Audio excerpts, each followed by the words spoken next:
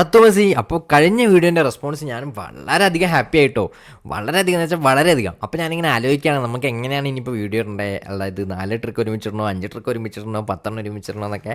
അപ്പോൾ നിങ്ങൾക്ക് വേണമെന്നുണ്ടെങ്കിൽ എന്ത് ചെയ്യുക, നിങ്ങൾ കമൻറ്റ് ചെയ്യുക, അതിനനുസരിച്ച് നമുക്ക് ചെയ്യാം. ഇനി നമുക്ക് നമ്മുടെ സെക്കൻഡ് ട്രിപ്പ് അല്ലെങ്കിൽ അടുത്ത പാട്ടിലേക്ക് പോവാം. നാല് ടിപ്സ്.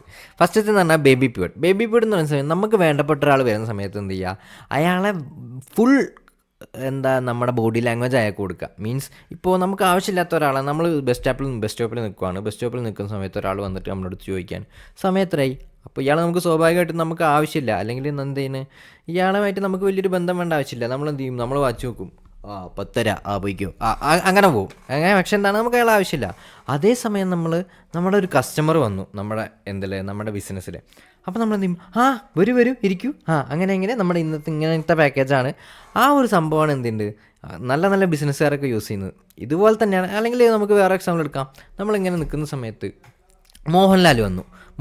എന്താ മോനെ സമയം എത്രയെന്ന് വെച്ചാൽ അവിടെ നമ്മൾ എന്ത് ചെയ്യും, ഫുൾ ബോഡി മനസ്സിലായില്ലേ? അതായത് സാധാരണ കുഞ്ഞു പിള്ളേർ ചെയ്യുന്ന പോലെ തല മാത്രം തിരിക്കാതെ ഫുൾ ബോഡി അറ്റൻഷൻ കൊടുക്കുന്ന സമയത്ത് അവർക്ക് ഉള്ളിലൊരു ഫീല് വരും, ഇവൻ എന്നെ ഇത്ര കാര്യമാണോ? അങ്ങനെയാണെന്നുണ്ടെങ്കിൽ ഞാൻ എന്ത് ചെയ്യാം, ഇവൻ തരുന്ന അതേ അറ്റൻഷൻ തിരിച്ചും കൊടുക്കാം.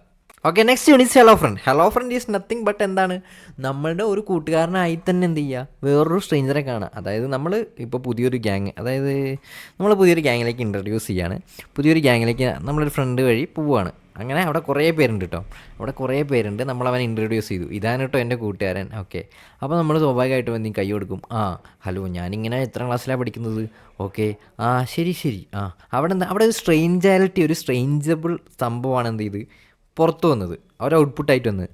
പകരം നിങ്ങളെന്ത് ചെയ്യുക, അവനെ നമുക്ക് ഓൾറെഡി നേരത്തെ അറിയുന്ന ആളെന്നുള്ള പോലെ എന്ത് ചെയ്യുക, എന്താ പറയുക, നമ്മൾ ബിഹേവ് ചെയ്യുക. മാത്രമല്ല, ഇവനോട് നമ്മൾ പോകുന്നതിന് മുന്നേ ചോദിക്കുകയും വേണം, എടാ ഇവൻ ആരൊക്കെയാടാ, ഇവനെങ്ങനെയൊക്കെയാടാ എന്നുള്ളൊരു ചെറിയൊരു ഇതുണ്ടാക്കി വെക്കുക. എന്നിട്ട് എന്ത് ചെയ്യുക, നമ്മൾ നേരെ മീറ്റ് ചെയ്യുക. മീറ്റിംഗ് സമയത്ത് എടാ ഇത് ഇവനല്ലേ ഇത് അളിയ, ഇവൻ കുറേ പറഞ്ഞിട്ടുണ്ട് കേട്ടോ, അങ്ങനെ.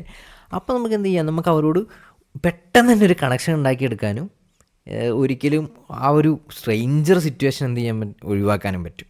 ഈ ട്രിക്ക് യൂസ് ചെയ്യുന്ന ആൾക്കാരാണ് ഐഷോ സ്പീഡ്, പിന്നെ നമ്മുടെ ലാലേട്ടൻ, അങ്ങനെ 2-3 പേരുണ്ട്. ഓക്കെ, നിങ്ങൾ ജസ്റ്റ് ഒന്ന് ഒബ്സർവ് ചെയ്ത് കഴിഞ്ഞാൽ, അല്ലെങ്കിൽ ഇനി പുതിയ എന്ത് ചെയ്യുക, നിങ്ങളെ ഫ്രണ്ട്സിനെ ഒബ്സർവ് ചെയ്യുക. എൻ്റെ one of the life changing ട്രിക്കും കൂടെ ആയിരുന്നു. എൻ്റെ ജീവിതം മാറ്റിമറിച്ചൊരു ട്രിക്കും കൂടെ ആയിരുന്നു. അപ്പോൾ നിങ്ങളുടെ മാറ്റിമറിച്ച ട്രിക്ക് എന്ത് ചെയ്യുക, കമൻറ്റ് ചെയ്യുക. നമ്മളുടെ ഈ സീരീസ് ഇനിയും തുടർന്ന് പോകണമെന്നുണ്ടെങ്കിൽ ലക്ഷ്യം എന്ന് തന്നെ കമൻറ്റ് ചെയ്യുക. ബാക്കിയുള്ളവർക്ക് എത്തട്ടെ, എല്ലാവരിലേക്കും എത്തട്ടെ, സ്നേഹം പരക്കട്ടെ. ഇനി അടുത്താണെന്ത്, next tip is limit the fidget എന്ന് പറയുന്ന സമയത്ത്, അതായത് നമ്മൾ അനാവശ്യമായ ഫിഡ്ജറ്റുകൾ ഒഴിവാക്കുക. ഈ ഒരാൾ സംസാരിക്കുമ്പോൾ അയാളുടെ ഇൻട്രസ്റ്റ് പോക്കുന്ന രീതിക്കുള്ള ഫിഡ്ജറ്റ്, അങ്ങോട്ടും ഇങ്ങോട്ടും നോക്കുക, വാച്ചിൽ സമയം നോക്കുക, അല്ലെങ്കിൽ വെറുതെ എന്താ പറയുക, വളരെ റിലാക്സ്ഡ് ആയിട്ട് മീൻസ് ഒരു സ്ട്രെസ്ഫുൾ ആയിട്ടിരിക്കുക. മനസ്സിലായില്ലേ? അതായത് ഇവൻ എന്തൊക്കെയാണ് പറയുന്നത് എന്നൊക്കെ ഇരിക്കുന്ന പോലെ ഇരിക്കുന്നാൽ അവന് സ്വാഭാവികമായിട്ടും മടുക്കും. ഇവിടെയൊക്കെ എന്താണെന്ന് വെച്ചാൽ നമ്മുടെ ഇൻട്രാക്ട് ചെയ്യുന്ന ആൾക്ക് ഒരു തോന്നൽ വരുവാണ്, അല്ലെങ്കിൽ റിയലാണ് ഇവൻ തന്നെ വലിയ കാര്യമാണ് കേട്ടോ എന്നുള്ളൊരു തോന്നൽ. ആൻഡ് ഓഫ് കോഴ്സ് ഇത് നമുക്ക് എന്ത് ചെയ്യാം, തിരിച്ചുപയോഗിക്കാം. അപ്പാപ്പൻ അമ്മാവനൊക്കെ വരുന്ന സമയത്ത് അമ്മാമ്മയൊക്കെ മോനെ ജോലി ആയില്ലേ എന്നൊക്കെ ചോദിക്കുന്ന സമയത്ത് എന്ത് ചെയ്യാം, ഇതേ സെയിം സാധനം നെഗറ്റീവായിട്ട് ചെയ്താൽ, ഓപ്പോസിറ്റ് ചെയ്താൽ എന്ത് ചെയ്യും, അവർക്ക് മടുക്കും. Okay, next one is hands holds sense. അതായത് വേറൊന്നുമല്ല, നമ്മൾ പേര് കേട്ട് വിജൃംഭിച്ച സാധനമാണെങ്കിൽ പോലും സംഭവം വളരെ simple and neat and clean. Next thing is, ഒരാൾ സംസാരിച്ചുകൊണ്ടിരിക്കുകയാണ്, നമ്മൾ സംസാരിച്ചുകൊണ്ടിരിക്കുന്ന സമയത്ത് നമ്മുടെ ലിസണറായിട്ട് 2-3 പേരുണ്ട്. അതിൽ ഒരാൾക്ക് ബോറടിച്ചിട്ട് ഒരു രക്ഷയില്ല.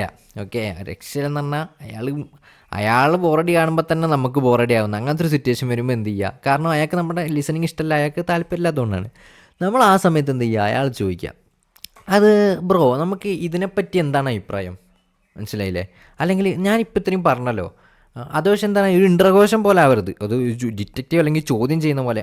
പറയടാ, ഞാനിപ്പോൾ എന്താ കേട്ടെ, നമ്മളെ ടീച്ചർമാർ ചെയ്യുന്ന പോലെ, ബിന്ദു ടീച്ചർ ചെയ്യുന്ന പോലെ പിടിച്ച് നീപ്പിച്ച് നിർത്തിയിട്ട് പറയടാ, അതല്ല നമുക്ക് നിങ്ങൾ ഇതിനെപ്പറ്റി ഇപ്പോൾ ശ്രദ്ധിച്ചിരുന്നല്ലോ, അല്ലെങ്കിൽ അയാൾ ശ്രദ്ധിച്ചിരുന്ന ഭാഗം നമുക്ക് ഏകദേശം അറിവുണ്ടാവും, അതിനെപ്പറ്റി ചോദിക്കുക. അപ്പോൾ അയാൾ കുറച്ചുകൂടെ ആക്റ്റീവായിട്ട് നമ്മുടെ കോൺവെർസേഷനിൽ പങ്കെടുക്കും. ഓക്കെ. അപ്പോൾ നമ്മുടെ കമ്മ്യൂണിറ്റീൻ്റെ ലിങ്ക് ഞാൻ താഴെ കൊടുത്തിട്ടുണ്ട്, നിങ്ങൾക്ക് വേണമെങ്കിൽ അതിൽ ജോയിൻ ചെയ്യാം. എന്ന് നമുക്ക് എന്തെങ്കിലും എന്താണ് പുതിയ കാര്യങ്ങളൊക്കെ പഠിപ്പിക്കുന്നതിനെ പറ്റിയൊക്കെ നമുക്ക് അതിൽ ഡിസ്കസ് ചെയ്യാം. Okay, this is for today. നിങ്ങൾക്ക് എല്ലാവർക്കും വീഡിയോ ഇഷ്ടപ്പെട്ടു എന്ന് വിചാരിക്കുന്നു. നിങ്ങൾക്ക് ഏറ്റവും യൂസ്ഫുൾ ആയ എന്ത് ചെയ്യുക, സാധനങ്ങൾ കമൻറ്റ് ചെയ്യുക. ആൻഡ് ഓഫ് കോഴ്സ് ഇതിൽ ഞാൻ പറയുന്നതിൽ പല തെറ്റുകളും അല്ലെങ്കിൽ എന്താ പറയുക, എൻ്റെ അവതരണത്തിൽ പല തെറ്റുകളുണ്ടാവും. അതെന്താണെന്ന് ചൂണ്ടിക്കാണിച്ചാൽ നമുക്ക് അടുത്ത വീഡിയോ ഇനി എന്ത് ചെയ്യാം, അടിപൊളിയാക്കി ചെയ്യാം. അപ്പോൾ ഓക്കെ, നല്ല നാളേക്ക്.